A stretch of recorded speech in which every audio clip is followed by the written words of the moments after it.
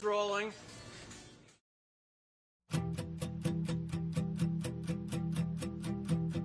Baby, I'm too young to know any better, but I guess I'm just too old to care. I'm waiting on the morning light to clear the air. Never stays wrong with regret. Letting go that you pay black. All the silence that keep me coming back. I'm the one that you hated. You know, the one you didn't want to believe. The one that you hated. Take a look at it now. I'm the one that you created. The one that you hated.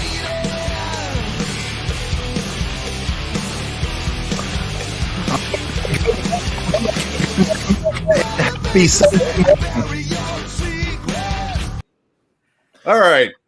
Had a little bit of fun this morning. Sorry. All right. Good morning, America. Good morning and happy Sunday morning. This is the Big Show hosted by me, Jimmy Smith. Alongside of me is my co-host and color commentator, Dwayne Ward. He's also the host of Pissed Off Parent. Make sure you check him out. And we have a special guest today. We have Coach Rich Massa, one of the best certified trainers in the entire Florida market.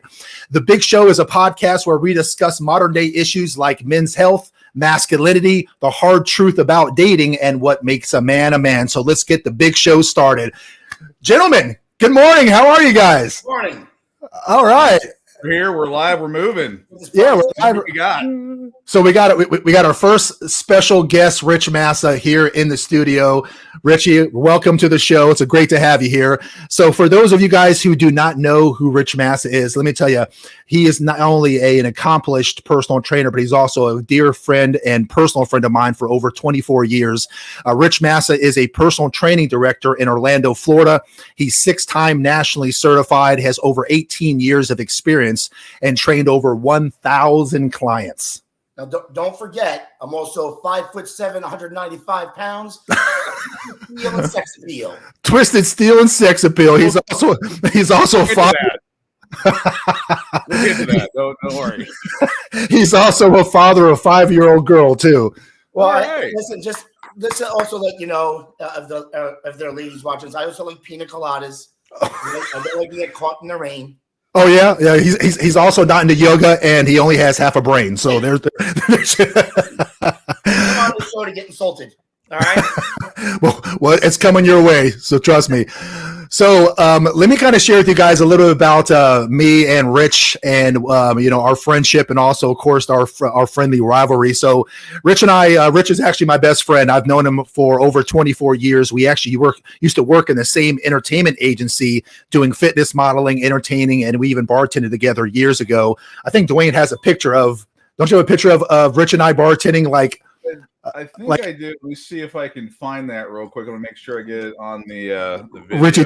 Richie, tell me if you remember this picture. This is like 20-something years ago during Halloween. Oh, This is Rich. I can definitely tell it's the early 2000s with the blonde highlights and the earrings.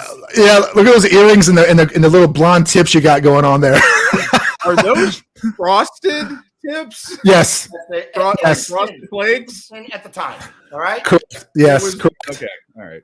Yeah. So this is us bartending like 20-something years ago on Halloween, I think it was. But yeah. So Rich and I have known each other for quite some time. Wait, are you a cop in that one? Yeah. I've yeah. never seen this. Let's see here. Let me blow that up here. We're gonna have a little bit of fun with this. Hold on. What? Yeah. Wait. I got the belt going. I got the baton. Oh yeah. Wow, you were trying to be all legit. Oh yeah. Whenever we did it right. I mean, shoot, Rich and I had a ton of like dream jobs. I mean, we had the best 20s any man could ever have. I mean, we were the best men in each other's weddings, and also ironically, yeah.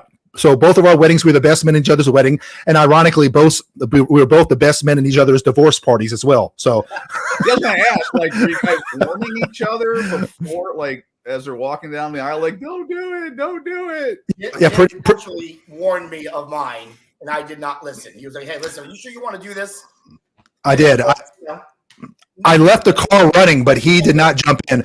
And remember whenever you were at the altar and I was handing you the ring and I wouldn't give it to you and you had like four. I'm like, are you sure about this? Yeah. Are you absolutely sure? We're watching now. We can get the voice later, but we got to get through it. All right, fine. So I also got to tell you about our ongoing rivalry. You know, Rich has always been really super heavy into fitness, you know, dieting and bodybuilding. And, you know, I was more of the sports guy growing up. I could wipe the floor with him in just about every sport. But when it came to the gym, he always beated me in dedication, hard work, powerlifting, and strength records. I mean, the guy is an absolute beast. I get a lot of my dedication from Rich, if I'm being honest. Rich was always, you know, surrounded by larger guys, so he always put a focus on powerlifting and made sure that you know, he was not unrivaled in that arena. So I got to give it to him. You know, he may not have been able to beat me in football, basketball, baseball, things like that, but in the gym, I always had a hard time with him. You know, Rich is the kind of guy that he'll cut the sleeves off of his Snuggie just because it makes him look a little more badass. But don't forget the gold chain on there too. All right. Yeah. Especially that little, like, gold chain right there. Yes. I could tell just by the tone of Jim's voice when an insult is coming. That's why it's like, I'm surprised he didn't put my face on that box. I just ran out of time, but trust me, it was thought about plenty of times. I got Photoshop. There'll be an after picture. Let me tell you something. If we have time later, I'll tell you about some stories about the Snuggle Master over here. Okay? And look how he's shaking his head. He knows exactly the story I'm talking about. But You will never.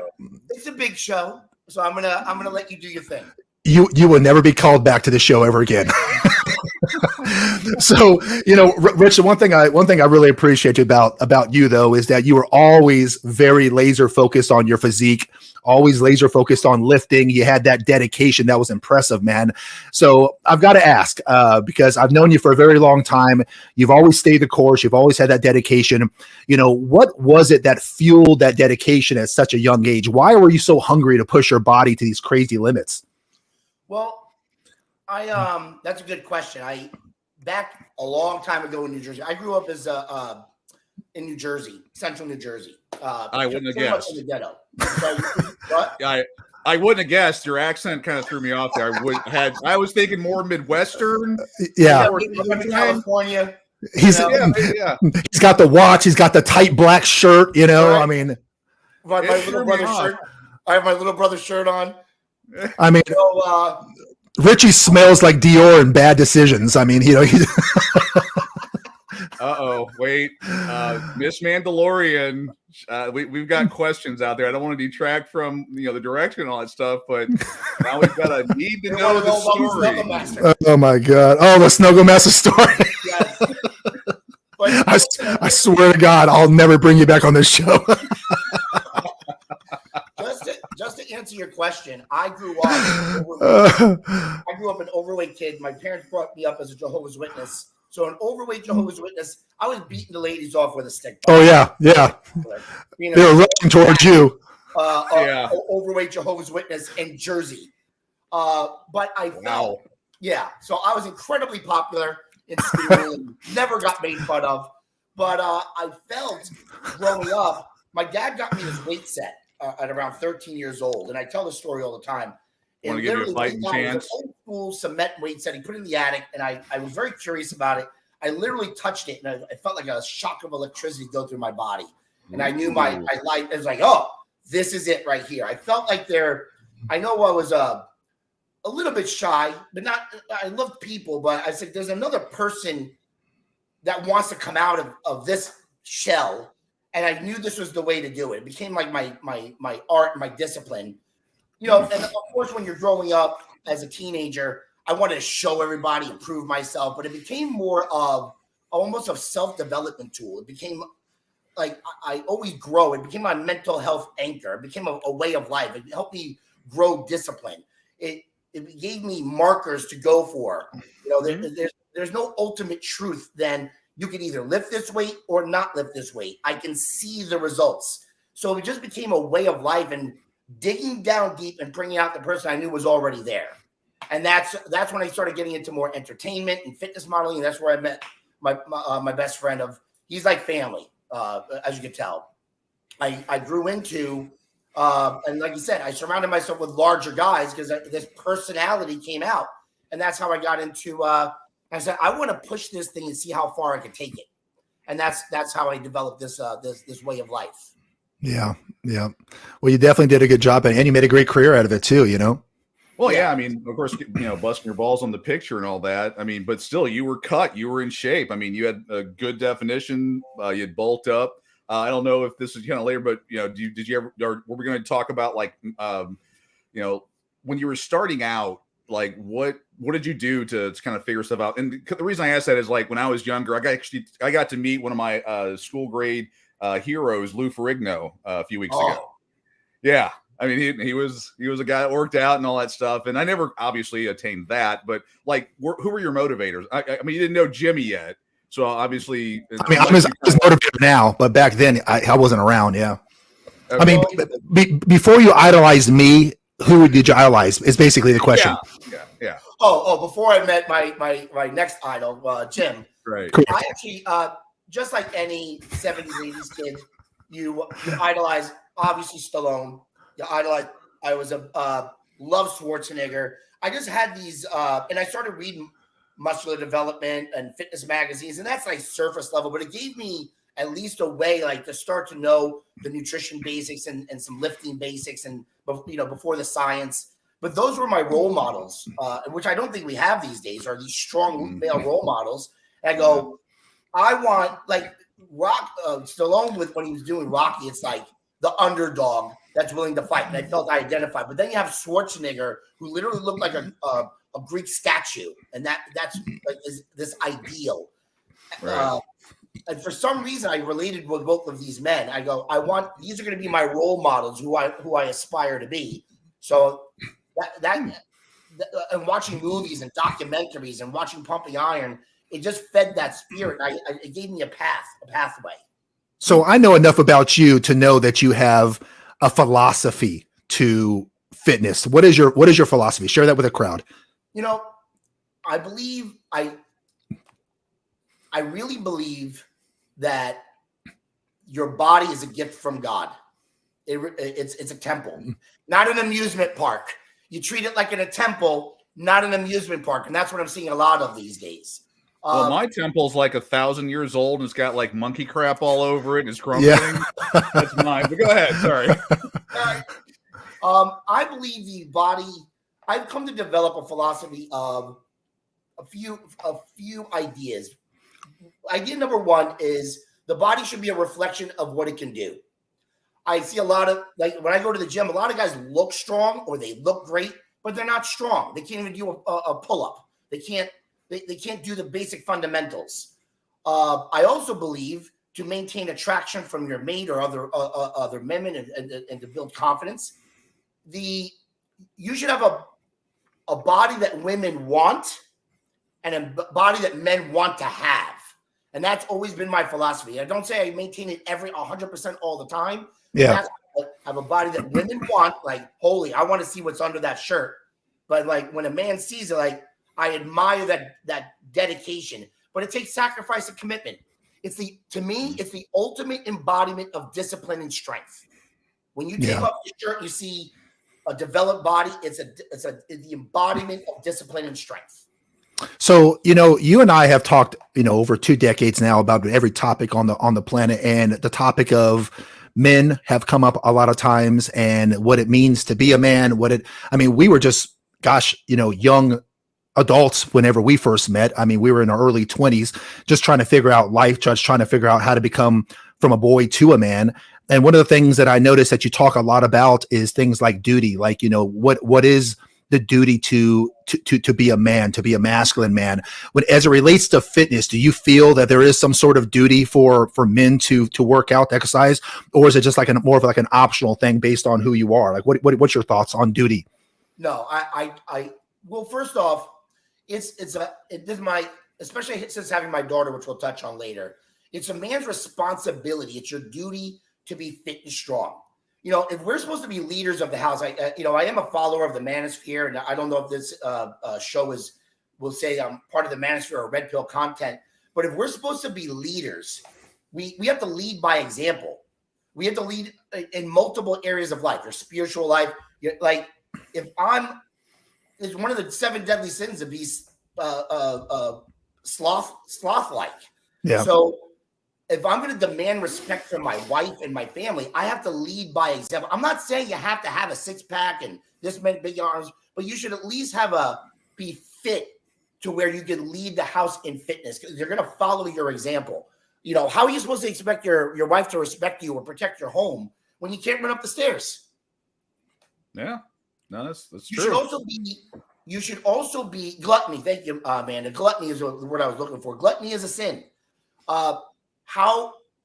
Even though I'm not a man of stature like Jim, I want to be like, if I mess with this guy, I want to be an intimidating force. Like, this guy's a potential threat.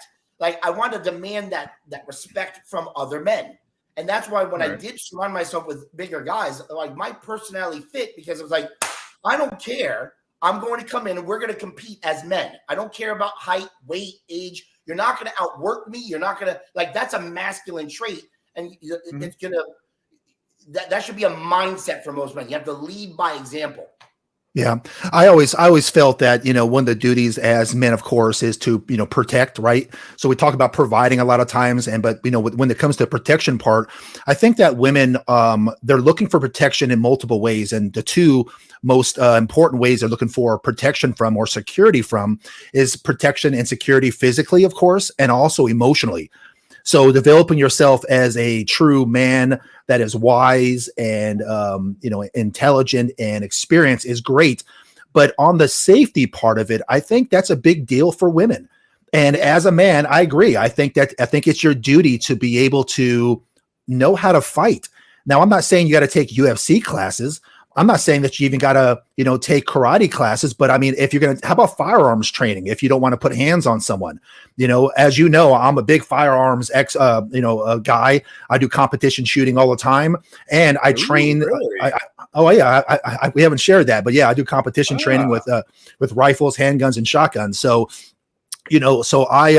I oftentimes make sure that I'm proficient in those areas in case, like I mentioned before, chaos manifests itself. I mean, if 1 or 2 guys come into my household, I can take them with my hands. But I mean, if they're coming in with weapons, I'll meet that force with force. And I've got to be able to be proficient in it, because I don't want the woman that I'm with or the family I'm protecting to ever fall victim to some sort of assault because I wasn't man enough or proficient enough to be able to stop that threat. So, being able to, like Rich said, run up a flight of stairs. I mean, that goes a long ways, because if you can't run up a flight of stairs and you're gassed out, I mean, how are you ever going to put hands on a man and last 15 seconds in a brawl with someone? You'll be completely gassed out and have half a heart attack. Yeah, that's what I tell people now. I'm like, yeah, I can still fight. It's got to last 15 seconds or I'm out. Yeah, the fight better be over quick. But Rich, I got a question for you. So I've known you for so long that I've noticed a paradigm shift in a couple aspects of your life. I've noticed a paradigm shift when you kind of fell into your manhood. I noticed a paradigm shift when you started your business as a business owner.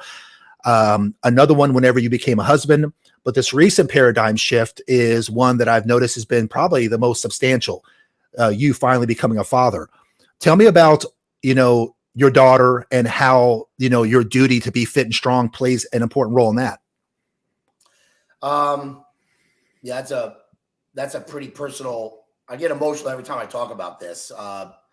My daughter was the best surprise I've ever had. She was with an ex-girlfriend, and we broke up. Just to give you a little backstory, 3 weeks later, I get this call that I'm having a baby. And I go, whose baby? Whose baby you having? Is it my baby? I'm 41 years old at the time, and I went this long without getting anybody pregnant. And now, so in that process, the first thing you're thinking of is, I got to feed this kid. But then one day she just turned 5 on Thursday.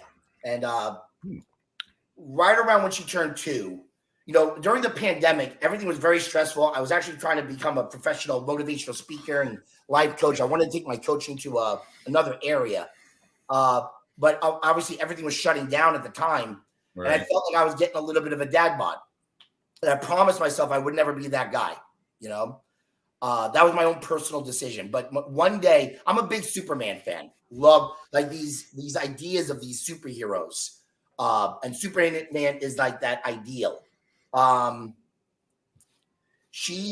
playing one day, and I swore it took a lot of work for me to become an active father because listen, some women, they don't respond well when you're not married, and I battled, and we'll get into that another time.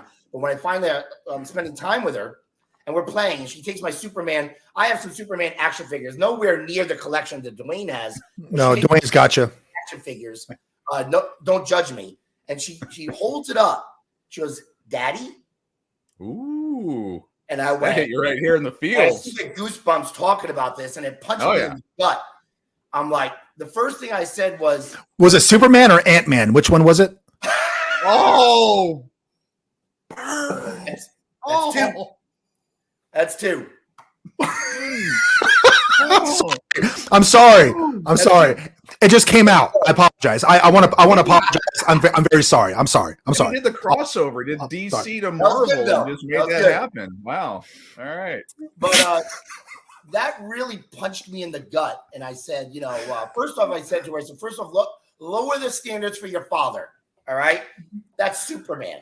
But I also said, I was probably about approaching 200 pounds, and I was still in decent shape. I said, I'm going to look like that. I'm going to look like Superman for her. I'm going to get back into shape. And it took 6 months, and I got shredded. I went down to like 175, 178 maybe. Wow. Just lean, 9% body fat, and we took pictures together and I got my sister got me a Superman charm, and we wore Superman shirts together. And I needed new marketing because I knew I was going to go back into fitness because I knew it was part of the pandemic. But that became kind of like I made a promise to her that I was going to be her Superman, hers. I'm going to look like, because that's how your kids view you. They view you like a superhero. So I want to be that for her. So it's a driving force. So after I got shredded, I go, now I got to get strong again because I said I got to get back into my lifts, things that I'm passionate about, my deadlift, my squat. I got to look like it and I got to feel like it. So then I went up in that and I put on like 10 pounds of muscle. My lifts went back up. So that's a story of I got to be the example of strength and discipline and be her superhero and look like it so she could feel safe and like look up to her father. I want her to like, that's my dad. He's my Superman. Yeah. Thinking about that, my thoughts on it is, and I'm just speaking just from the best I can because I don't have children, of course, but I used to be married, and I remember no kids that I know of. Yeah. But I remember when I was married, I had a paradigm shift as well. And I had this innate desire or want or need to be the man of the household, to play that role and to do it very well. My guess is, and I don't know, you can tell me what you think, Rich, but my guess is that I think that I probably would have a bigger desire to be a role model and look and act a part if I had children, more so than when I was married. Did you find that to be the case? Because yeah, I was married too, and I always want to stay in shape, but it's nothing like when it's not fair having kids with like how much you love your kids. Like it's not they have an advantage over you strategically, but yeah, you go to the next level, right, Dwayne? Like it's not fair how much I love you. Like I don't want to love you so much. I'm going to give it away, but yeah. So Dwayne, you have two and a bonus child, right? Yep. Two bios and a bonus. So whenever you were married, did you feel like a desire to be a better man? And then my follow-up question was it even more intense when you had kids, or was it the same? What do you think? It definitely intensified once I had children because I had to be the protector of the house. I mean, trying to be like all the things that you've talked about, being the, when stuff hits the storm, I'm the guy that's got to make sure that the family's protected, emotionally, physically, all those pieces. And it was funny listening to you guys talk about that. It reminded me of the first time that my oldest saw me not be that guy. I was actually, I took karate, a couple times. I took Taekwondo younger. And then a little bit later, that was something I did with the boys. And I remember sparring one time and I always had like a weird shoulder, but I had popped it during the middle of a sparring match and basically just went dead. And I'm like, all right, I'm out. I got to back away. And I remember the look on my oldest kid's face. And it was like, wow. I mean, that's one of the things with kids, they look up to you as Superman. They look up to you or Ant-Man, whichever. And then I'm going to say you didn't go Superboy. I'm a little ashamed there, Jimmy, that you could have went Superboy. I thought about Superboy. I really did. I just went Ant-Man instead, though. I was going. I honestly thought about Superboy, but I went with the Ant-Man joke. In the upcoming movie Guardians of the Galaxy, he was Groot. He was a stand-in. He only had 3 lines because he's a terrible actor. But he was Groot in Guardians of the Galaxy. I don't know. There we go. Yeah, he doesn't. But he has a little twig. Yeah. Little twig there. But yeah, I mean, it just it showed those times, and like I'm 50 now, and all my kids are essentially grown up. I just have one more that's under 18, and I'm seeing issues with my health and all those things, and not being that guy. Like I joke about like the fight better last 15 seconds. I'm like, that's why I carry all the time, because I still have enough strength to pull a trigger, and that's about the best I can do at this point. I would like to get back into it, but just medical issues, trying to figure out how to get there. But I can tell you, just being vulnerable, that it's something. I mean, going from that young, strong, virile man that can just go 2 hours of sleep, all that stuff, and changing into that that old man that has issues walking up the stairs sometimes, or it's a big shift, and it's hard to take. And I'm like going, I remember how I used to be, I know how I want to be, but I know where I'm at right now, and it's like, how do I get there? But that's kind of some of my thoughts on that topic. Hey, Rich, I don't know if you know, but Dwayne is actually on his fitness journey right now too. Yeah, I think you were telling me about that. I wanted to see, like, what are your thoughts on some of these things? What's your journey like currently? I'm sure being around the big show might have inspired you to start working out and go on a journey yourself. And listen, a journey starts with the first step. It doesn't matter where you're at. Yeah. So I'm curious to see, what area, what step of your journey you're on. Well, I've just pretty much started. I'm doing kind of a mixture of different things. And again, full disclosure, haven't started working out yet. That's something that, as far as the kind of the health and all that stuff, it's just I was telling Jim the other day about that, trying to get there. And I will tell you that I have got a lot of issues with eating. It's one of those, I do good during the week, and then I fall victim to bad habits. Actually yesterday being one of them. And it's crazy, being, I've always had an issue with food. I was a fat kid. I went to the divorce diet, which got me down to like, 180, and I got, cut. I was working, 2-3 jobs, 2 hours of sleep, doing, getting stuff done. And I got, pretty well ripped. I've, since then gotten remarried, and, just through the years and whatever else, I've fallen back into old habits. I try to get out of them, and then it kind of knocks me right back down. I love food. I love sitting on my butt, trying to get the motivation to do that. And, a lot of people say, well, just get up and take that first step. And, where I'm at, it's like, I'm like one step away from narcolepsy at times, where I'm just sitting there, and the next thing you know, I'll just fall asleep. Or, again, there's medical issues going on that we're trying to figure out what they are, but I'm, trying to move forward. I'm on the journey. I'm trying to get there, doing, I want to say the best I can, but I fall, and, I have no one to blame but myself. I mean, I control gets shoved in my mouth, and eating and stuff. So I have control there, but I'm hoping to get better with that. And of course, you know, just like any food addict, I make every excuse I can, which is what I'm doing right now. Oh yeah, I can do this, I can do that. I mean, again, I'm one of those. Can I touch on something you just said? Like, food Yeah. addict. I hear this all the time. It doesn't mean if you go in with the idea, the identity, because you're always going to go back to the identity. Where if you feel you're a food addict and you identify with a food addict, you're always going to go back. It's going to be more of a struggle. You're not a food addict, okay? You're just it just has to be. You have to build the muscle of discipline of food. You have to have a better relationship with your food.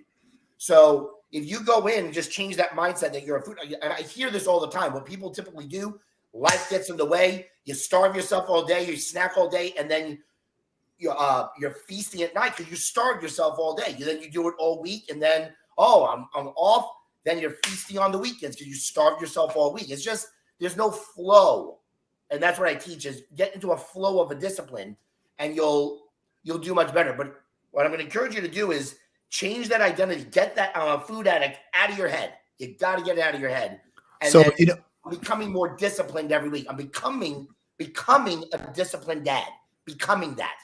Yeah. And that will, you have to kind of reprogram that part of your brain, your mind. I would tell you this, you know, I work in the medical field when it comes to fitness and, you know, health, and Richie works more in the sports club type of situation. So we're seeing clients and patients constantly. And I would tell you that everyone struggles on the food aspect. It's the biggest pandemic right now going on. You know, 20 years ago, when I first started this line of work, I used to try to get people from stop eating fast food all the time. And I would tell you that in today's world, I don't see too much of that as much as I used to. What I find now is that when people are eating fast food, it's mostly because of convenience. They're skipping breakfast. They're so busy. They look up at their watch. It's 1, 2 o'clock in the afternoon, and they're just pulling into the drive-through real quick just because they haven't eaten anything since dinner the day before. So it's really less about a craving or desire for fast food and more about the fact that they're just so busy. And Rich will tell you, skipping meals, you might as well just eat bad, because skipping meals is almost equally as bad.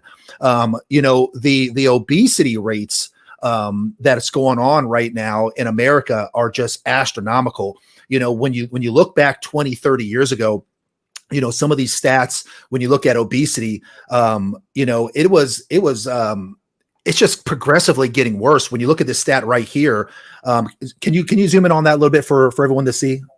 Are you able to see? There you go.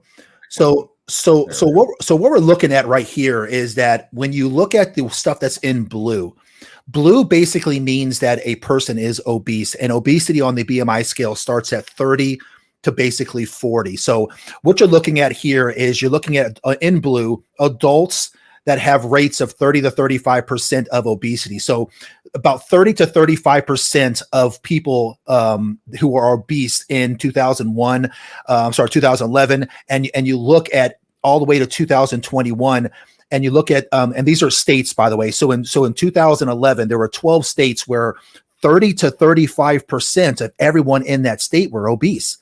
Now you look at 2021, 22 of our states are, you know, 30 to 35% of their constituents are obese. And when you look at the red is extreme obesity, and we'll call that morbid or super morbid obesity. That starts at a BMI of 40 to 50, and 50 is super morbid obesity. That's the highest possible range that they've recorded. You know, in 2011 and 2012, you didn't really have anyone in the red of morbid obesity. And now you have 19 states where people are over 35% of the people in that state are obese or greater. It's just getting worse and worse and worse. Can I just tell you something that I just thought of when you brought this up? I forgot to bring this up yesterday, but this reminds me. If you notice, there's an incline going up in the gym industry. There's actually a correlating number. The amount of, and this is crazy, but it just reminded me when I saw this incline. The number of gyms that open up, our weight goes up. And that is counted. Like, that makes no sense. Right. As gyms open, those numbers go up too. So it's obviously a nutritional issue.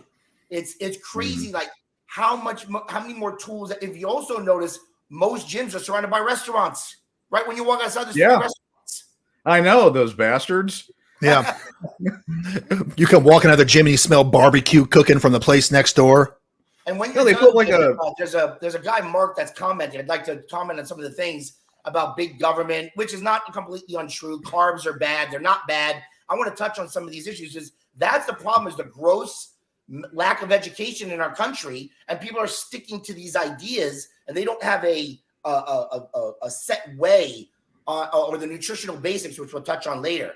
Yes, there's a government conspiracy. Yes, government has involved, but we all know there's common sense that a Big Mac's going to make you fat. Yeah. Okay.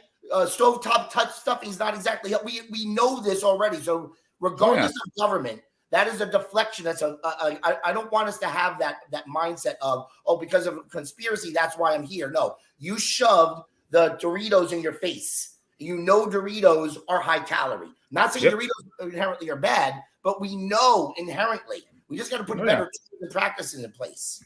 Yeah. Dwayne, can you put? Well, I was going to go full disclosure. Yesterday's meal, I did good all week, eating my bars and did good all week. Yesterday, just again, this is going to I had a cheeseburger and fries at like 1 o'clock.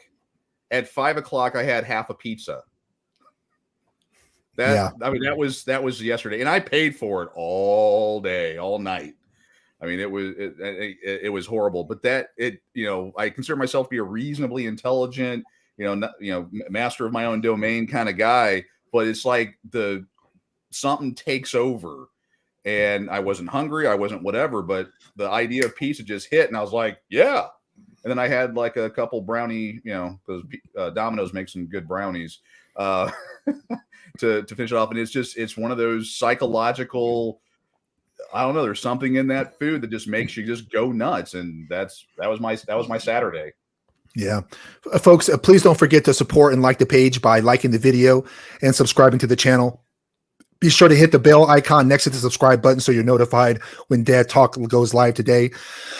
So, Rich, let me ask you a question. So, we've talked about philosophy. We even talked about duty and why you feel it's your duty to exercise as a man. Why else do you feel it's important to be fit? Well, let's be honest here, gentlemen, shall we? Because one thing that I feel we're going in the culture, women lie to each other, right? But men don't have that luxury. Women lie to each other. Oh, you're a beautiful girl. All right. I'm going to be just straight to the point, honest. You demand a different level of respect from other people, especially men. Like, we don't really even try to get the respect for women. What we really do is we try to get the other respect for men. Like, I'm the shit in the room. And we're always just like, okay, and there's no better embodiment of that. We want respect. Women want to be loved. Men want to be respected. And there's a different level of respect. I train guys who are millionaires. Okay. Not all of them, but I have a few. And when they come to me, it's like, you can't see your millionaire unless you're wearing that Armani suit and you're coming up with a Lamborghini. You're not going to be able to see that. If I meet you, I can't see the money that you have. You can see the discipline that I have. It's a different level of, like, you see the discipline, and discipline earns respect from other people. Both men and women are drawn to confident men. And when people think is confident, you're born with confidence. You're not. Trust me, from someone who grew up as a fat kid in New Jersey as a Jehovah's Witness, you're not born with confidence. Confidence is built and through struggle and sacrifice and getting the reps in. That's where confidence is built. And you build confidence with discipline. And when you see the discipline in your body, you demand a different level of respect in the room from other men. Right. I think that everyone will agree that when it comes to being a man, men have a bad take on a lot of things in life. And one of the things that men get a bad take on is how tall they are. Men cannot change how tall they are, right? And you can change it, because I know you would have changed that a long time ago, buddy. You look taller when you have a six-pack. That's true. But my point is that, you got Rich, he grew up with, being, obese. He was an obese little kid, and he was shorter than everybody else. You can make a solid argument that that would be one of the worst things or worst starts that you can have. But Rich fell into fitness. He changed his lifestyle. It changed his physique, and you can see when you listen to Rich talk, he exudes confidence. He has a ton of charisma. And I've mentioned this before when I talked about Rich. Rich was always surrounded by bigger guys, but you would never know Rich is 5'6.5", 5'7". He always seen what? You're five. Sorry, round up. 5 foot. Don't talk about height. Also, all right. It doesn't apply to height, right, Jim? I'm not sure where you're going with this, Rich. Okay, but let's just move on because I know exactly where you're going with this. Moving on. But my point is that Rich, he's 5'7", but you would never know that the guy, he's always exuded a lot of confidence. He always has a ton of charisma. You would never know the guy was shorter than the average person, and that has a lot to do with the fact that Rich is a very dedicated and disciplined person. Whenever you meet the guy, he's not talking nonsense. What he's speaking is true. He's just a guy who has built the confidence that he's had.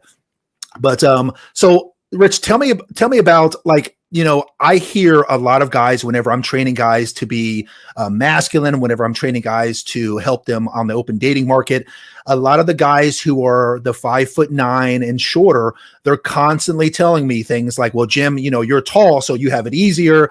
Us shorter guys, we have it tougher.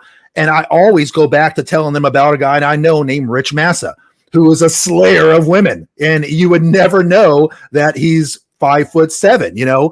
What do you think about the current state of men out there in today's world? I mean, as far as their impulses, how they act, how they move, what's your take on the current state of men? All right. Well, like I said before, I'm going to give some of the guys who are watching, a little bit of medicine, and sometimes medicine don't taste good. All right. Most people, but especially I'd say men, they're a slave to their impulses. They're a slave to it. Yeah. And they listen, I have a fat alcoholic that lives inside my body. Definitely an alcoholic. Definitely an alcoholic. Yes. Yeah. We'll get into stories about my drinking, my legendary drinking feats later. Legendary. Right? And look at Jim's face. When I legendary, say worldly, I'm not going to that's another story. But what I mean is I try to keep that beast at bay, but with my discipline. You can't be a slave. You don't want to be a slave to big pharma, like Mark is saying. I think it's Marker.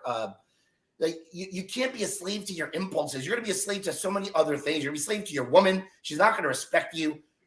And that's why we're seeing 70% of Americans are overweight. You're addicted to dopamine. You're addicted to food. You even think that you're addicted. You're not. You just have you're a slave to your impulses. I want to eat this. Let's go stuff my pie hole with this. You just go. If you just took 3 seconds, literally 3 seconds to kind of process that impulse, that will change the game. When you're out of shape, and I don't mean saying fat. I never really say fat or overweight. If you're out of shape, I can see your bad decisions and your lack of discipline. You're wearing it on your body.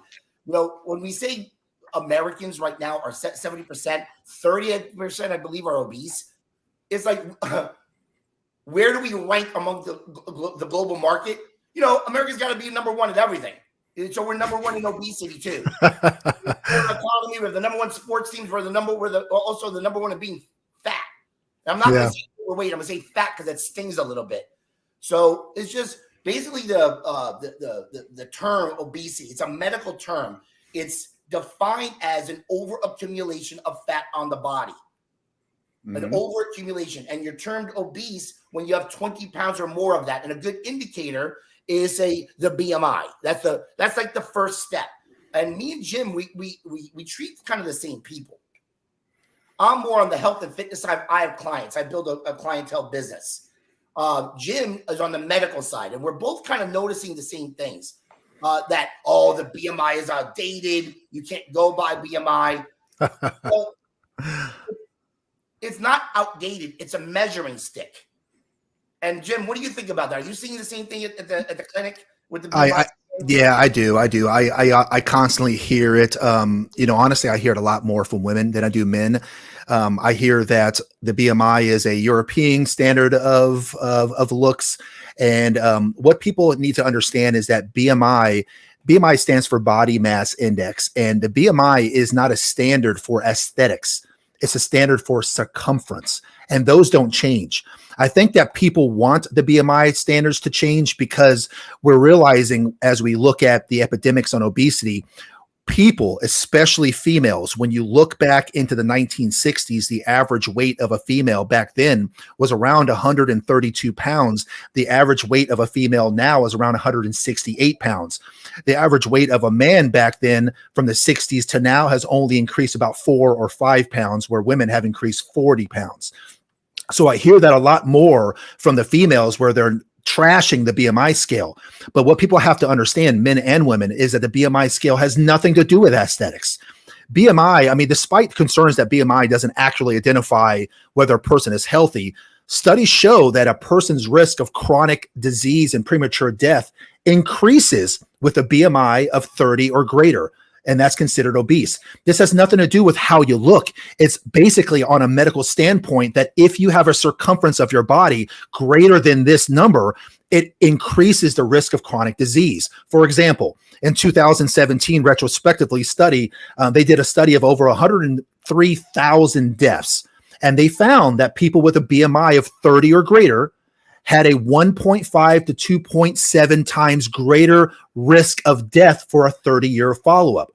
So call it whatever you want, but if you're on the BMI scale of a 30 or higher, you're increasing your risk by twice that you're not going to be around in a 30-year follow-up. Another study done with about 16,868 people showed that those in the obese BMI category had a 20% increased risk of death from all causes of heart disease compared to those that were in a normal BMI standard.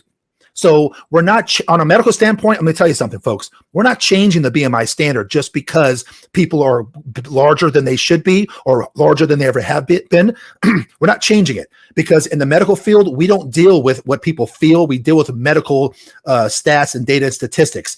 And if you have a BMI of 30 or greater, it's going to increase the likeliness of death prematurely and increase a lot of chronic disease. The researchers also found that those that were in the morbid obesity category, morbid obesity begins at a BMI of 40 or greater, or super morbid obese, which is 50 or greater, died an average of 3.7 to 6.7 years earlier. So than those in a normal BMI category. So if you are morbidly obese or super morbidly obese, and this is what I say to my patients from time to time, and I don't mean any disrespect by it, but I let people know you don't see a lot of morbidly obese old people. You don't, because if you neglect drugs your entire life, alcohol your entire life, or obesity, you have a hard time making it out of your 60s. I mean, Rich, what are your thoughts on the BMI scale? You agree with what I'm saying? You have a different take on it? Well, I use several, including BMI. When I take on a new client, BMI is one of the indicators that we start with. It's going to work for about 95% of people, but they'll say that it's outdated, height to weight ratio. Like, for instance, according to BMI, I'm class 2 obese, but my body fat percentage is in the teens, okay? So what I go by is first weight, height to weight. That's the first step. It's a measuring tool. So if your doctor says your BMI is high, you're like, okay, I got to look a little deeper into this. It's a flare in the sky, okay? Right. So what I do is there are several others. A great one, which I'll get into the deeper ones later. You could do this at home. Your waist to hip ratio is a great indicator. The measuring tape, I feel, is because you could see it. If your waist is getting as big as your hips, you are now, even if your BMI is good, if your waist is bigger than your hips, that's where all your organs are. You're carrying a lot of visceral fat, and you're putting yourself at a higher risk. Another one, if you go to a gym, you can get your body fat percentage done. For men, if you're over 25%, basically obesity is, if you're carrying 20 pounds or more of fat, unneeded fat, you need fat on the body, unneeded fat, you are clinically obese. That's the definition. You can't change it. No matter how it can make you feel. Let me get the listeners a little more real world scenario. Okay. I went ahead and pulled these. I went ahead and pulled up a BMI calculator prior to the show, and I typed in both men and women, and I took the average height for a woman, which is 5'4", and I took the average height for a man, which is 5'9", and I tried to factor out if you're a man at 5'9", what weight are you to where you're obese? And here's what it is. If assuming that you're a man at average height of 5'9", if you weigh 205 pounds at 5'9", you're obese.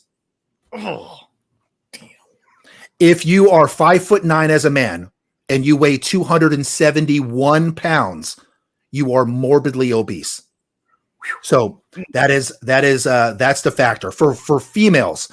Ladies, if you are an average height for a female, which is 5'4", and you weigh 175 pounds, you are obese. So you are technically obese if you're 5'4", 175 pounds. If you're 5'4" and you weigh 233 pounds, you are morbidly obese. So if you're a woman at 5'4" and 233 pounds or greater, or a man at 5'9" and 271 pounds or greater, I'm just going to be completely direct with you and be honest with you. You're going to have a hard time making it out of your 60s if you weigh that much. You must lower your body fat percentage. Okay. So go ahead. Real quick. Like this, I don't know if we're going to cover it later, but the body positivity movement, and remember, boys and girls, this is a, PG rated show, but I see on the, the news and the articles and the, and it's morbidly obese women in the, whatever catalog it is. It was a favorite as a child, but now I don't need to worry about that. But like the Victoria's Secret, there we go. Victoria's Secret models and this whole body. I'm sorry, say it again. I wish they kept it a secret. Yeah. Dwayne, we have the wrong guest on this podcast today. He's gonna get a shadow ban with the answer he's about to tell us. I already know what's gonna come out of that man's mouth. I'm gonna bring the light, brothers and sisters. I'm gonna bring the light. Bring the light in. But go ahead, Dwayne. What's your question? Well, no, it's more of a it looks like they're saying, okay, here's the data, here are the facts. That if your BMI is this and your height and weight is this, and then they went, nah, we're gonna do body positivity movement, and it's okay to be big. You're healthy. You're this. You're that. You're beautiful. You're blah blah blah. And I guess picking on the ladies, because I don't see it for men. Of course, I'm not looking that hard in the men's area for that positivity movement, but I see it in the women a lot where, I see, tampon commercials and Victoria's Secret stuff and on the news, and it doesn't exist for men. And the reason why it doesn't exist for men is because, like I mentioned many times on podcasts, the world is completely 100% honest with a man. If you're short, the world tells you you're short. And if you're fat, the world will be happy to tell you that you're fat. And if you don't make any money, the world will be quick to tell you that you're broke. And if you have a small Johnson, the world makes sure that you know about that. But when it comes to females are coddled and they are taken care of in security and safety more than any other person on this entire planet. I want to add to that also. It's also that our value as men are not derived so much from our looks. Right. Women know intrinsically they will deflect all day.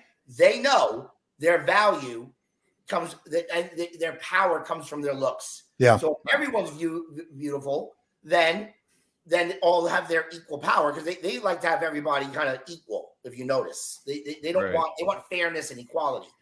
They know deep down, and this is a sign of it. They know. Your value comes from ours. Doesn't ours comes from our status and provision and protection. Theirs looks. And whenever you look at the comment section, Dwayne, on these bigger ladies, it's always women in the comment section that are telling the overweight women that they're beautiful. And let's be honest, and I don't mean to be rude or mean or brash by this, but it doesn't matter what women think about other women. Who's the only opinion that matters when it comes to women? Men. Because women are if women are the prize, if women are the product, if you will, then the consumer of said product are men. Men are the ones that go out there and we court and look for women.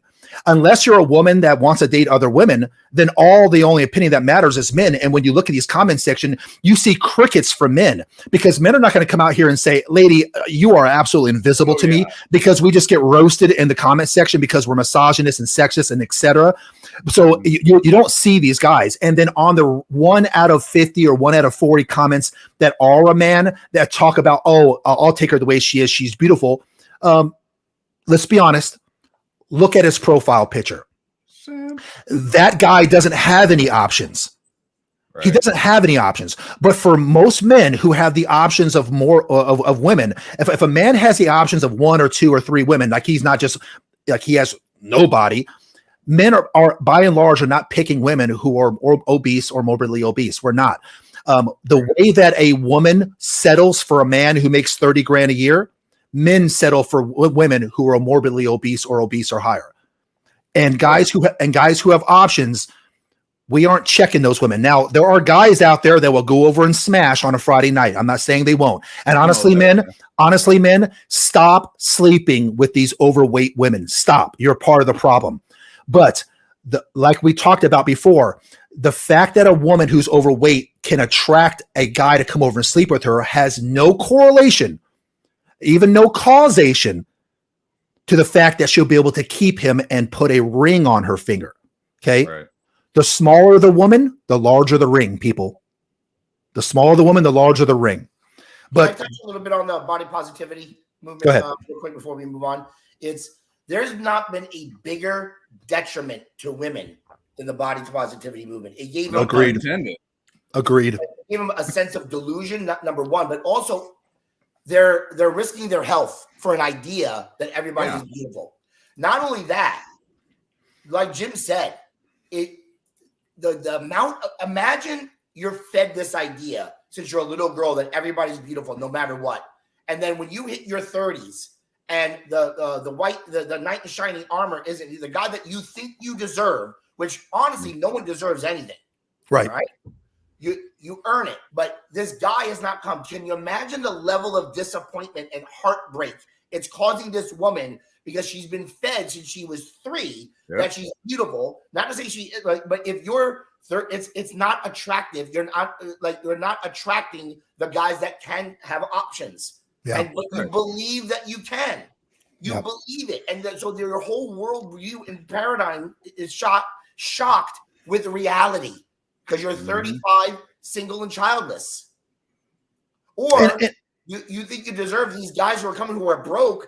That's what you qualify for. But you think you deserve the big show, right? Right.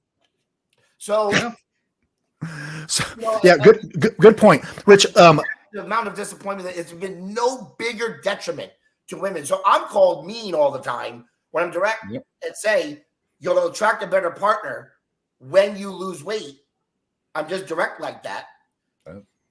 I'm called a misogynist, and I'm like, I'm trying to give you a bitter, hard truth, because they're not checking for you. Right. Yeah. The delusion is absolutely real. I got a question for you, Rich. So whenever I do coaching for men and women, and I help them try to find a mate, right? So I'm referring to the single women that I help and the single men that I help. This is what. The single ladies. So this is what I've noticed that on the open dating market in today's world, where you are swiping left and swiping right, even though you're correct, I agree with you that women are not necessarily picking men off of their looks. When it comes to dating profiles, looks is the first thing. That's the only thing they really have to go off of initially, at least. So I think that initially they do on a dating app, but ultimately they don't. So I don't disagree with you there. Here's my point. My point is that I am teaching people to be the best versions of themselves. And that first starts with their confidence, their personal infrastructure, their looks, their fitness, all that stuff. So hitting the gym, getting in better shape, lowering your body fat percentage, looking good is one of the things I recommend for both men and women. I say all that to say this. I see a overwhelmingly noticeable difference on the acceptance of single men to get in the gym and work out compared to the acceptance of single women. Women do not seem like they care or want or desire to get into the gym and eat right. But when men become single, they're in the gym grinding and just pushing. But when women get single, they don't seem to do that. So my question is do you find that to be the same in your experience? And then my follow-up question, Rich, is that do you find it true that single women and men are in better shape before they get married? And does it change once they get married? Well, let me answer your first question first. And then I need you to repeat your second question.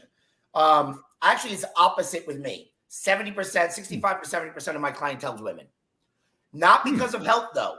It's because they want to feel better in their little black dress.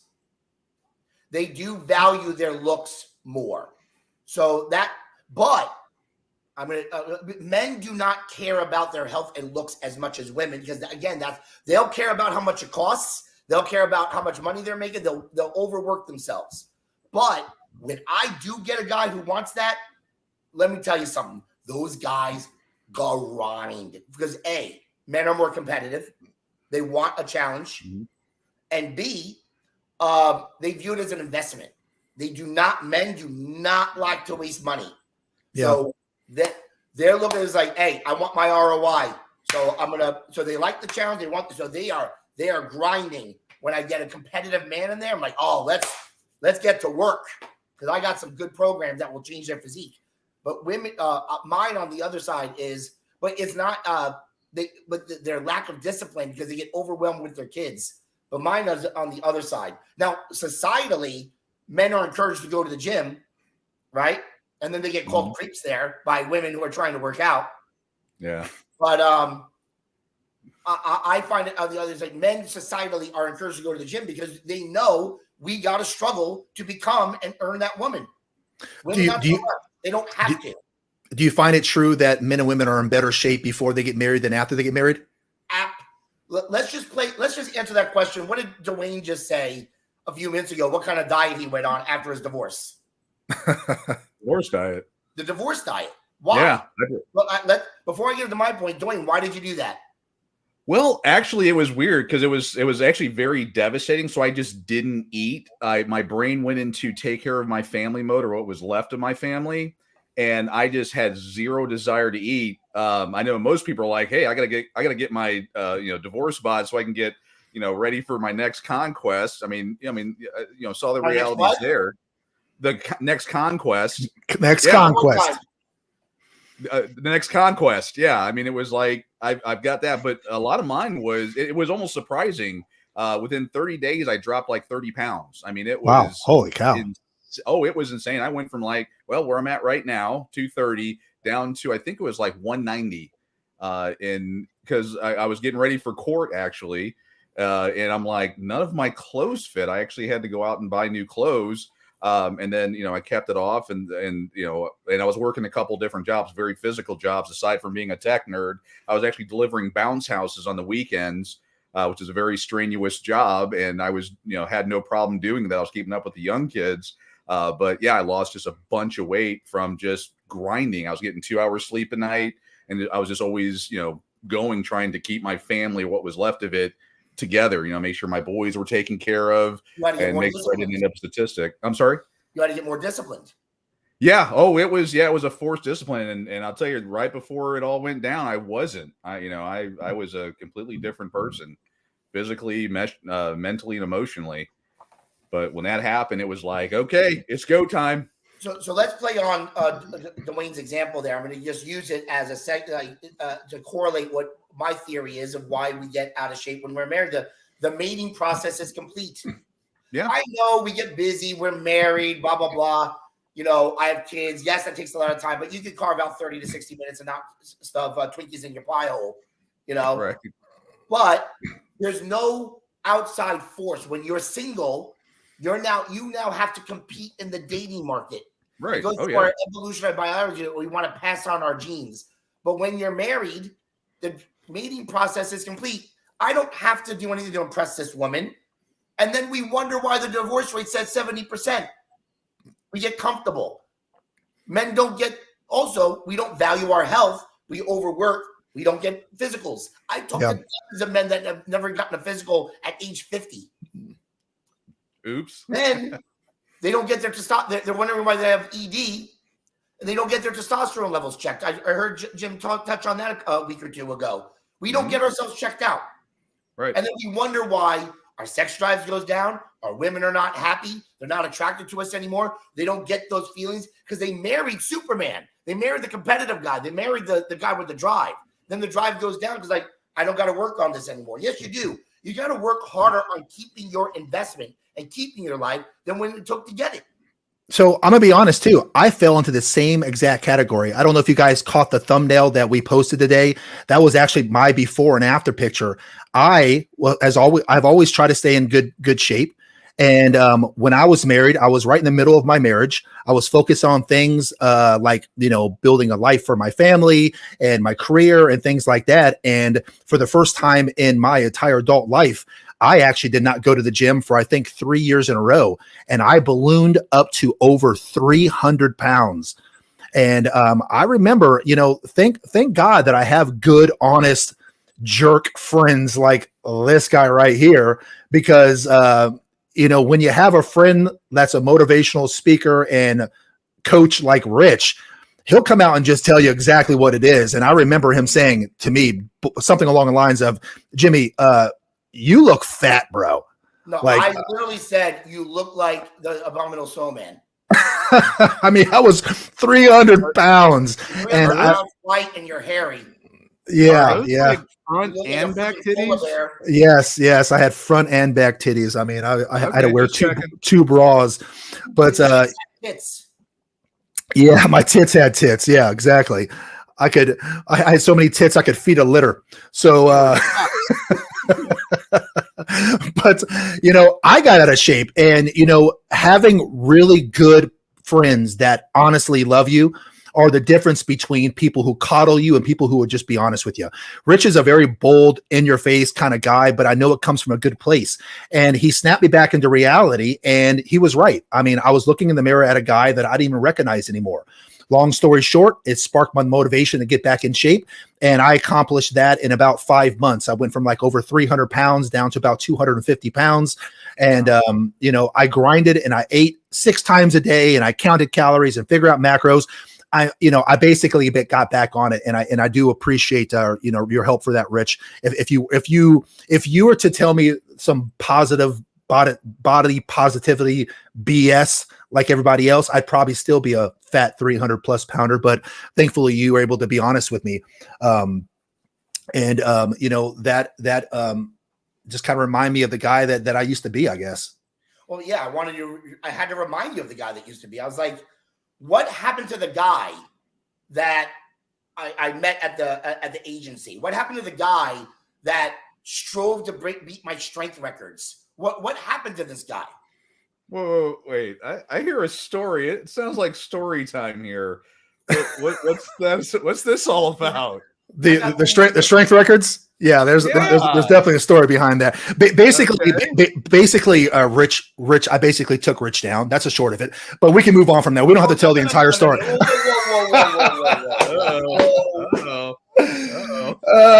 Yeah. Hold on. Let's go back. Yeah, going back in time. Hold on. Speaking of friends, check this one out. Oh my God. That was good. That was good. Back in the day, like Jim said, I took my strength and my physique seriously because that was how I compete with the taller guys. So I'll give you some examples of some of my records. At 190 pounds, 195 pounds, I was deadlifting 455 for 5. Holy 365 for 3. Squatting 405 for about a good 5 deep squats.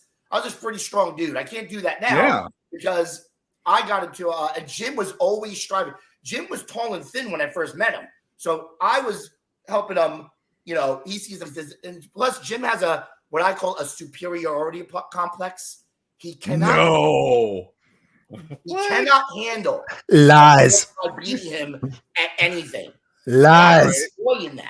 I took joy in looking at him, just lifting up these massive amounts of weight, and then seeing Groot, all right, over here trying to lift some weights. I'm like, that's cute, all right. But I used to trash talk, but that was just to motivate him. So growing that friendship. We got some rivalries. He was always trying to bench, and I would just, he has 18 foot long arms and legs, so he can't squat and bench like I can. Fast forward, Jim was there actually to one of the hardest points of my life. I was hit head on by a drunk driver. Hold on. I was beat up. Drunk driver hit on. I was on my way to see my future fiance, now ex-wife, and we're good friends to this day. But my body was banged up. Hit me on the head and cut me out with the jaws of life. I still got a metal plate right here in this arm. And real quick, just to show the audience, I don't know if you see the. You're like a proportional Wolverine. Yeah, I'm like a half a Terminator, Dwayne. Right. I was in the hospital for a month. I had to have surgery. They were not sure if I was going to keep my leg, what the condition of my leg was going to be. I didn't know if I was. He said, "You're never going to be the same again." Okay. Now Jim would come in the morning and say, "Rich, come on, man, you can stop this." I didn't know though. He did what most best friends. He took me at my greatest moment of weakness. And this mother effer right here. In the morning, in the daytime, hey, happy-go-lucky, Jim. Come on, Rich, you got it. This guy goes to GNC and loads up on creatine, protein powder, and SARMs, snorting snarms at night. Girls, all right? While I'm laid up, I can't do anything. He's training like friggin' Ivan Drago in Russia, okay? At night, I'm seeing my body waste away. And I'm like, Jim, you look like you're getting bigger. He's like, no.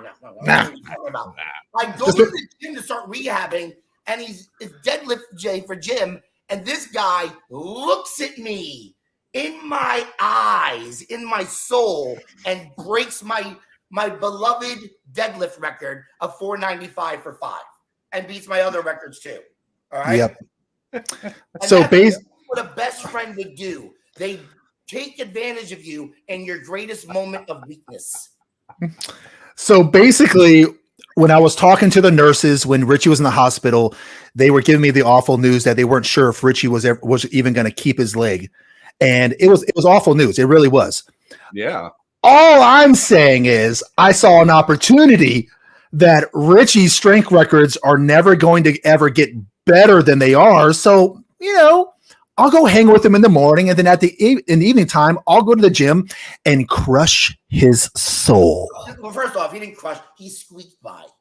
All right, squeaked by and just beat it by about that much. Okay? It's still your record still went down, and even till this day, I still hold all the strength records.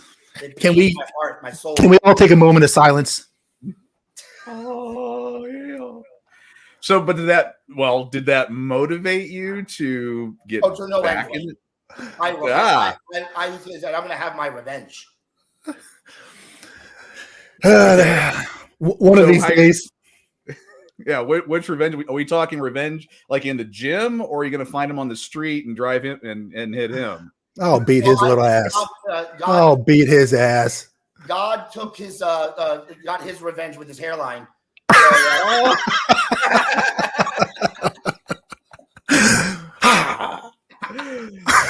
He's just incredibly jealous by my full luscious head of hair.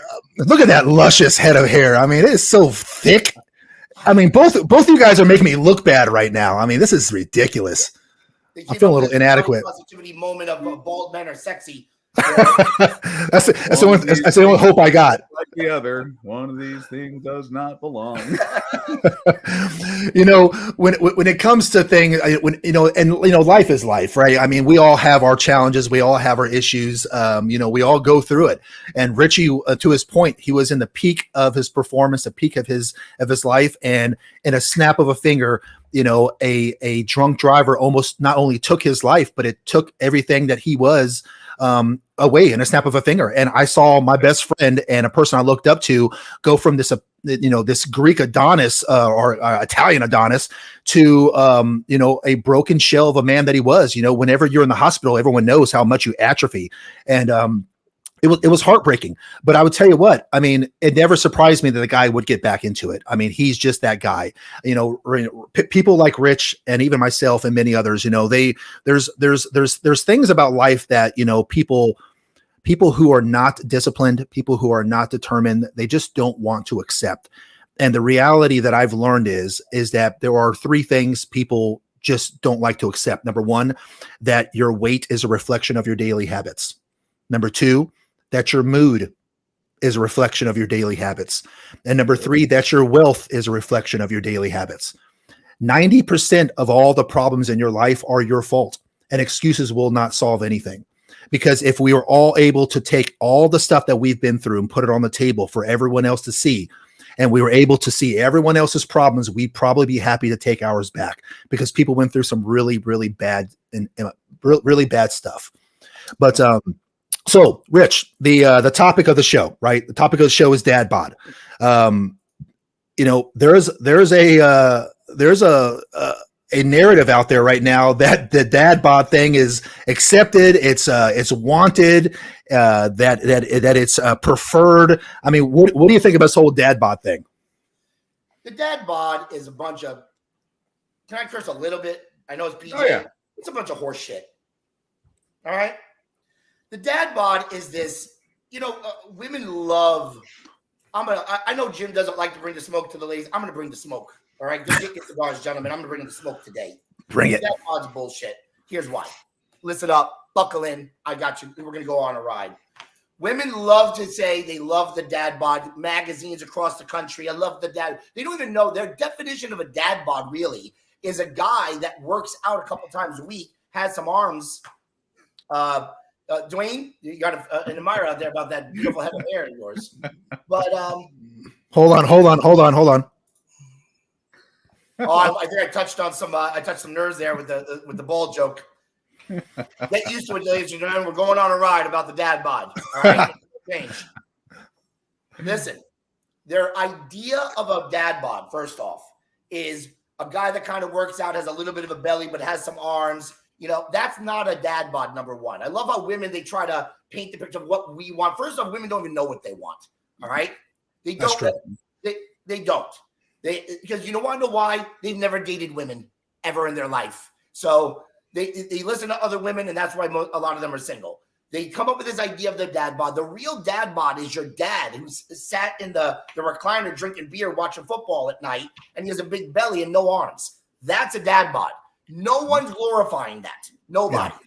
Yeah. And don't you think it's a little funny that they flock to Magic Mike movies and the number one book seller in the last decade was friggin' 50 Shades of Grey?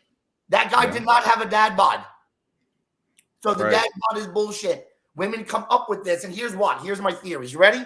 Here's my conspiracy theory of why. I'll get into that in a second.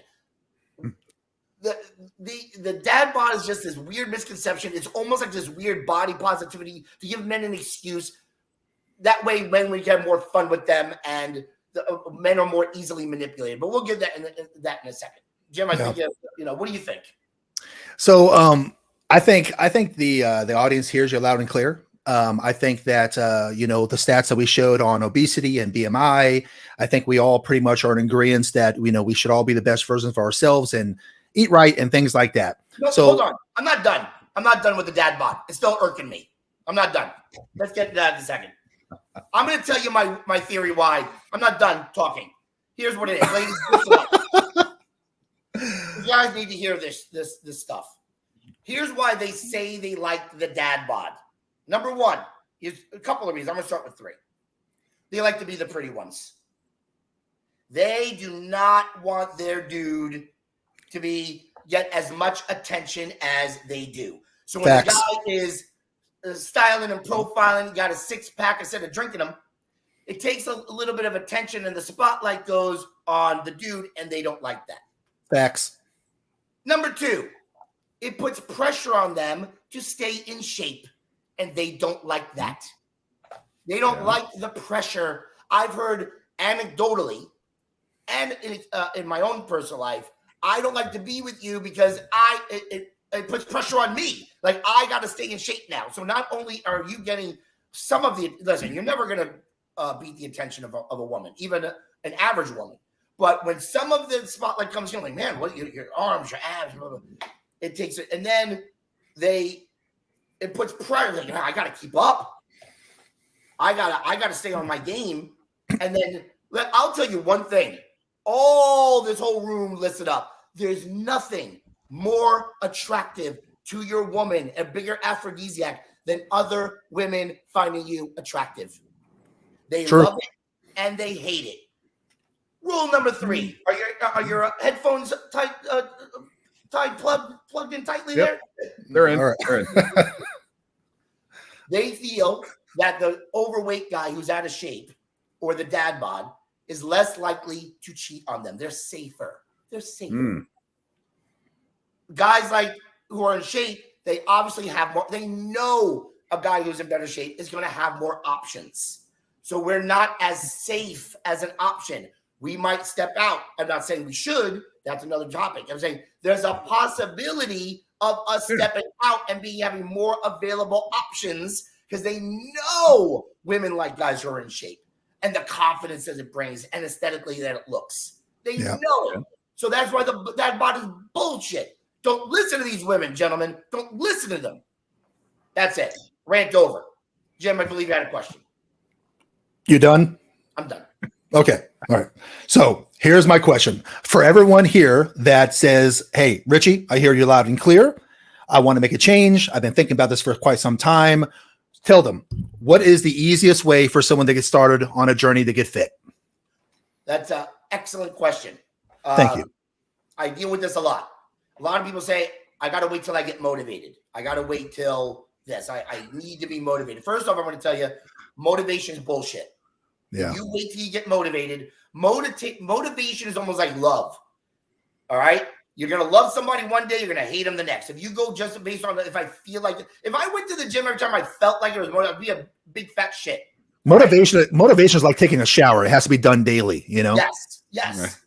So how do you start? But you need discipline, but you do need a starting point. You need a jump point. That's where motivation comes in. All right. So after a series of questions to see where a client's at or a potential client, I ask them, like, where are they frustrated with? And we get to the very important question. I lead them because I can't start with this, but I'm going to ask each and every one of you, men and women. How do you feel when you see yourself naked in the mirror? Ooh. I'm glad my eyesight went to crap because now I take my glasses off, and then it's just like, woohoo! You know what Dwayne's doing right now? These are deflection. These are deflection mechanisms. I am the master. Yeah. What I want you to do is, because pain is a very useful tool. We avoid it, but it's a motivator. That's why I start here. That's why the body positivity movement is detrimental, because we're going to move away from pain. What people view is the pain of the gym and the reps instead of the pain of where they're at. So they avoid the mirror. I don't want to take a picture. I don't want to deal with this. So we use humor. But what I want you to do is, guilty. I want you to go in the mirror and take a good 10-second scan of your body naked and ask yourself, if I was a woman or a man, would I like to have sex with me? Or how do these are the standards. This is how I want to represent myself.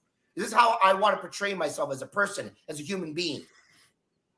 How does my spouse, my wife, my husband, how do they feel about it? And ladies, I'm sorry, your husband matters. You should ask your husband, what do you think about this? What am I bringing to the table? And guys, you need to start being a little, like, I'm not saying shove the medicine in their face. What I'm saying is be honest and say how you feel about it. Be honest, because I want my spouse to be happy with when I take off my shirt and they want to have sex. Like I said before, the mating process is over. It won't be over if we are still competitive in the market. It creates attraction. So you start with the pain. How do I feel? How do I feel? And if it's not a good feeling, that's where you start. How long have I felt like this? how long have I felt like crap? Now, you might be happy. It might not be important to you. But if you really dig down deep, and men and women, they see, because that's your most vulnerable moment is when you're naked. You got to have a shower. You see the water drop off on your body and do your full scan. That's number one. How do I feel? How long? And how will I feel a year from now if I don't change? And be honest with yourself. We need to bring back honesty. Yeah. And then we'll deflect from this. And this is probably why me and Jim are single. It's because we're honest. I told a few women I've dated when I was like, don't get too comfortable. And they don't like it. I quote the boop, boop, boop, boop, don't get too comfortable. Imagine their fury. And I'm like, what are you going to do? You know, because guys, honestly, you'll have options if you stay in shape. If you stay in shape. All right. That's what I'm Brent. I just want to really drive home the importance of being proud of what you see in the mirror, both men and women. Okay. All right. Once you do that, set a long-term goal. What's your ideal? What will just make you feel good? And that might be big. Like say it's 50 pounds. In my experience, anything over 25 pounds just seems like a mountain to climb. So it might just start with 25, but you don't focus on the 25 or the 50. You focus like, okay, in 6 months, I'm going to lose 30 pounds.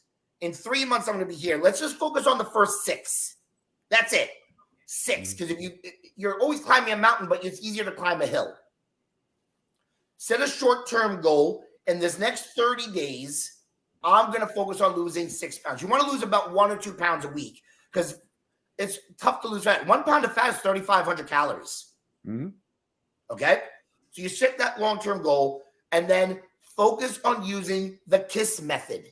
Keep it stupid. Keep it simple, stupid. Yeah. All right? Keep it simple. Because people overcomplicate this. I got to do this diet. I saw go to Dr. Berg, do intermittent fasting, become vegetarian, become carnivore. Yeah. Throw all that shit out the window. Keep it simple. Here's what I want you to do. Let's start with some nutrition basics. Make sure you have nutrient-dense foods, a protein and a fiber, a starchy carb and a fibrous carb. Start there. Get some natural fats. We're not going to worry about fat. That's going to be getting the natural proteins. Is 3 times a day, protein, carb, a little bit of fat. 3 times a day with a snack. Keep it. Don't worry about your caloric intake unless you want to go to a professional like me or Jim. If you don't want to, keep it simple. Because you're going to see some of these comments with their Google degrees come in and fight what I'm saying. No, you can't eat carbs. Carbs are not bad, by the way. It's actually very essential in the fat burning process and the fitness process. Protein, healthy carb. Make sure you have some breakfast. That way you're not starving at night. Even if it's a smoothie. I know I had this show. I just had a smoothie. Just something quick. Make sure I got some protein in my system. Keep it simple. Fitness basics. Guys, it literally takes about 30 minutes of intentional activity a day.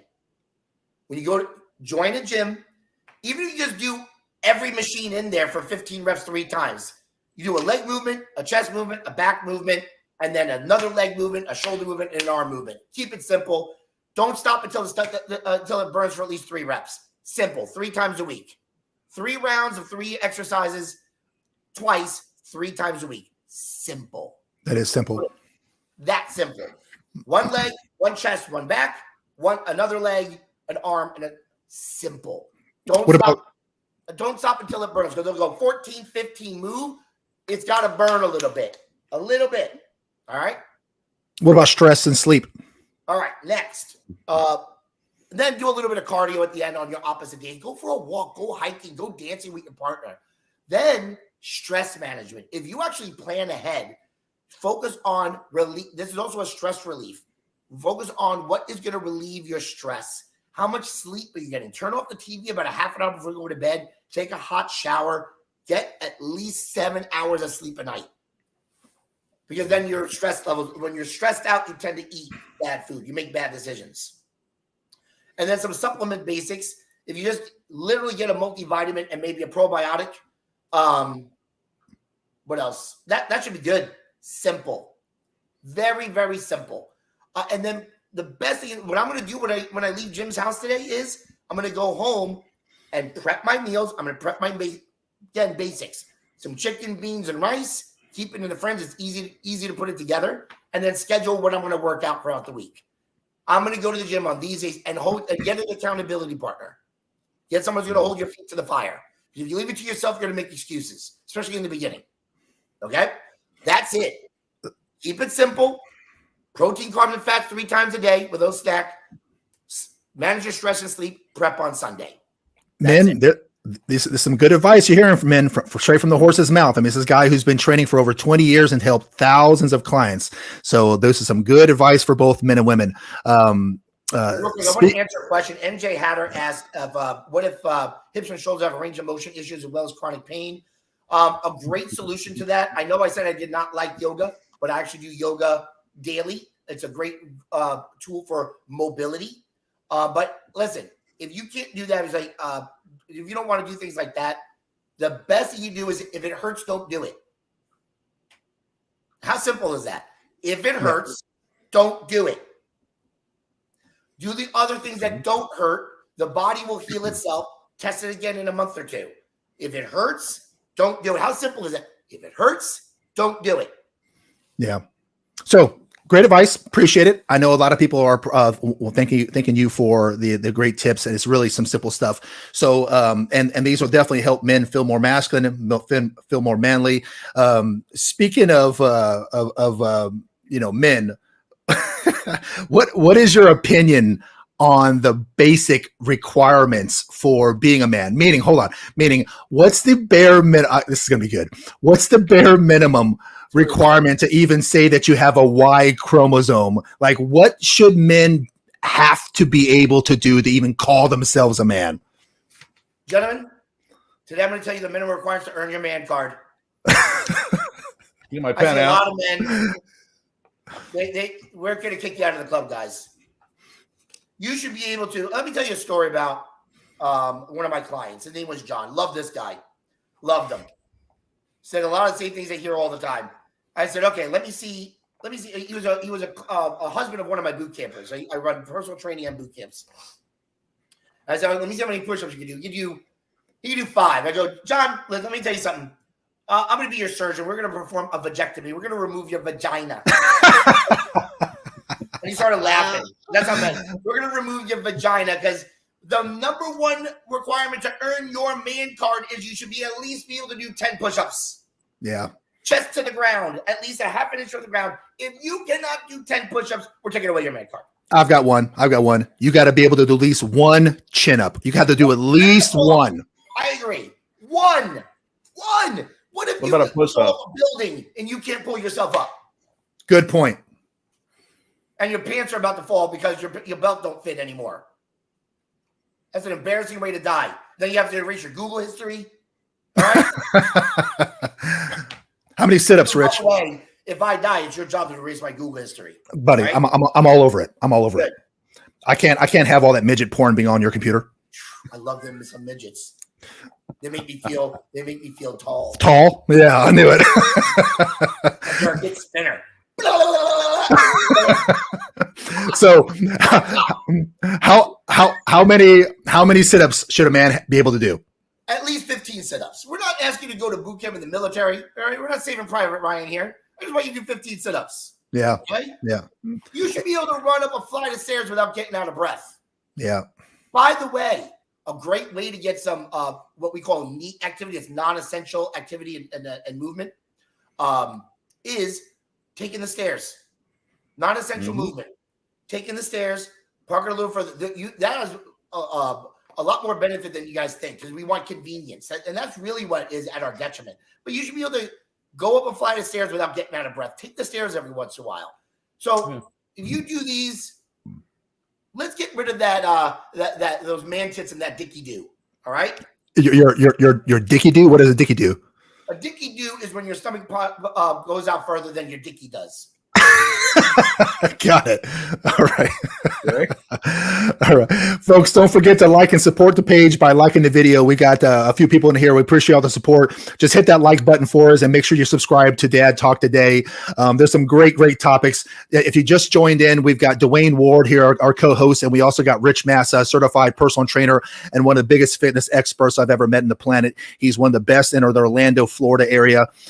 Richie, to thank you for your contributions to the big show.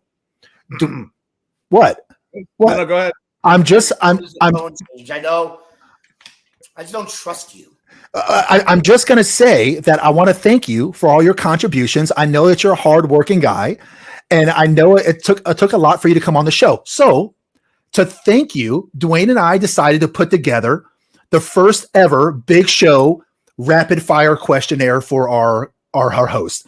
So Dwayne and I put together a top 10 questionnaire, rapid fire questions that we're going to ask you. And we're going to, and the goal here is to answer these questions as quickly as you can and as accurately as you can. So congratulations for being one of our first About this. Congratulations on being one of the first contestants on the Big Show rapid fire questions. Are you ready to begin, Rich Massa? Are you ready? You do a couple of rapid fires back in your day too. All right. And here we go. All right. So Dwayne, go ahead and start us off on Rich Massa's rapid fire questions. All right. See, do you see obesity rate getting better or worse by 2030?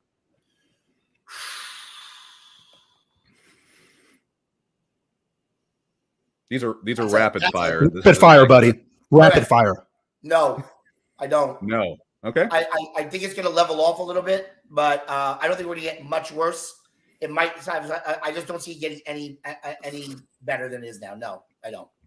How does it feel to be the most successful non-binary midget trainer in the southeast of the United States of America? I don't know how I quite feel about it. I don't know. I'm really trying I didn't know. I just came out as non-binary. I'm trying to figure it out. Okay. What's better for bicep size, dumbbell or barbell curls? I would say an overall. If you want look, then dumbbell, and you want to change your grip because one grip here, get the camera. This grip here will get your long head of the bicep. If you do a handshake grip, that will get the short head, and you want both because you want a complete bicep. For overall strength, there's nothing that we're going to be more paralleled actually than chin-ups. Yeah. But then barbell, it's unmatched. It's a whole different universe of barbell training. It's a whole different universe than anything you're going to experience. Great information. Very, very knowledgeable. Very, very important stuff here. Are there any rides at Disney World that you cannot get on due to your height? You know, the one ride I would like to go on is Back to the Future, so I can go back and not be friends with you.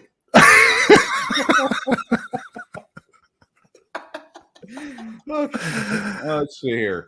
Ideal number of meals per day to eat to lose body fat. Studies are currently showing that there's studies that came out in the last 3 years. It does not matter the amount of meals. There's optimal, but it doesn't really matter. What you want to focus on is your caloric intake. Overall, because if I can say meals, that's too general. It could be 1,000 meals per day, calorie meals per day, right? One slice of pizza can be up to 400 calories. One. And see, you hear that, Dwayne? You hear that? One. Yeah. One small bag of Doritos, 400 calories. Okay. Yes. Now I'm not saying those are bad. So look at it as overall caloric intake you need for the day. But if you're talking optimally, let's say you stay within those calories, I would say the 3 meals and a snack is optimal because you can time that. You can have a smoothie for breakfast. You have time for lunch. You might, even if you forget a snack, which is fine, you can have a healthy dinner and a healthy dessert. And I do have healthy desserts that I give my clients. Healthy, not eating healthy is a bad rap. But if you just stick to breakfast, lunch, and dinner, you can time those meals according to the culture. I think that's the best way to do it. All right, my turn. My turn. It's been over 15 years since I've broken all your strength records. Do you still lie awake? At night crying? I still get a rage about it, and so I still have not the look in your eyes when you looked over at me, and you're not even supposed to do that in a lift. To lift it, it haunts my soul. It does. And my follow-up question is: are midget tears saltier than regular tears? Oh. Well, the only thing sulfur in my tears are these nuts. These are brutal. Okay. What's better for fat burn, cardio or resistance training? Wow, that's a very good question. Okay. There's a hierarchy of importance. When it comes to, again, the only thing, let me be very clear. The only thing that burns fat is eating less calories than you burn per day. That is it. Right. That's it. That's why when I saw some of the, I think his name was Matt, intermittent fasting, Dr. Berg, it doesn't matter if you're overeating on your calories. It just doesn't matter. That's the only effective way. Now, if you're going to ask me, again, calorically, what's going to burn more calories, it's going to be cardio. But in the hierarchy of needs, as far as training, I would put weight training first and then follow the cardio. Weight training should always come first because you want to build muscle, which is the engine of your metabolism. Right. And then for heart health and burning extra calories is your cardio. I've got a question for you. Are you familiar with Disney Plus, Richie? Disney Plus. Yeah, I think I've seen a couple shows on there. So Disney Plus has reported that Willow, the famous midget magician, will not return for season 2 despite a strong first season of performance. Your thoughts and comments? We have excommunicated Willow from the midget community.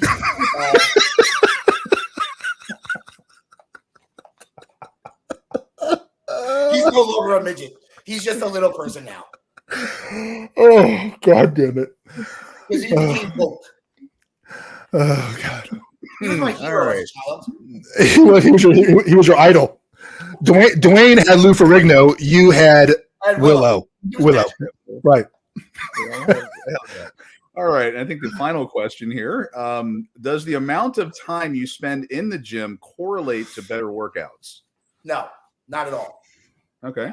A lot of people, they spend too much time because they're on their phone taking TikTok videos. The guys are looking at girls on TikTok, and the girls are shaming the guys looking at them in the gym. So you can be.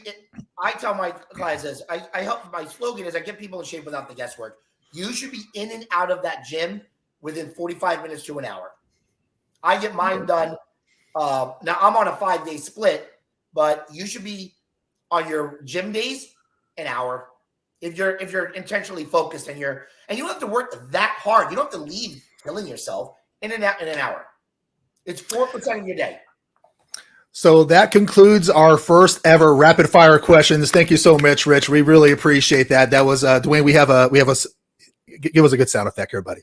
Let's see.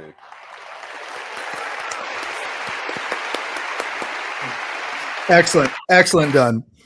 So, in closing, folks, one of the best things that I've ever done was honestly to surround myself with people who wanted to achieve greatness. Guys like Rich, I love him to death. We were just young men when we met. We were trying to figure out how to become men, and honestly, none of us really knew how. But together we found that the keys to becoming great men, and we found it through each other. We constantly held each other accountable. We demanded accountability from each other. We took responsibility for our shit. And when life threw its problems at us, we worked the problem. You see, being around men like you, Rich, has taught me that in order to become a man, I must stop complaining and find solutions. For a boy to be a man, he's got to stop blaming others and take responsibility. He's got to stop looking for other people to solve his problems. He's got to stop seeking approval, and he becomes the one who approves. No matter what we've been through, we've noticed that consistency is honestly harder when no one's clapping for you. The reason why it's hard for people to be fit is because you're doing these things at 8:30 at night when no one's looking at you. You're staying the course and eating right when there's no one holding you accountable. Consistency is much harder when no one's clapping for you. You've got to clap for yourself during those times, and you should always be your biggest fan. It's so easy to be great nowadays. I'll be honest. I think it is. I think it's easy to be great nowadays because most people are just weak. Most people don't want to go the extra mile. Most people out there in today's world are just lazy and complacent because it absolutely sucks to achieve greatness. It hurts. And the pain feels miserable. The failing feels miserable. And it's lonely. And most times you must do these things alone. And that's really scary. But you have to thrive in that shit. You must embrace the pain and discomfort and do what the people are unwilling to do. So, folks, that is our show for today. I just really want to thank everyone for tuning in, for today's episode of The Big Show, hosted by me, Jimmy Smith. I really appreciate it. On behalf of my co-host, Dwayne Ward, and our special co-host, Rich Massa, we really want to say, keep pushing to be the best version of yourself that you can possibly be. We'll see you guys here on Dad Talk Today every Sunday morning, 10 a.m. Eastern, 9 a.m. Central. Until next week, we'll see you guys soon. Talk to you later. Thanks.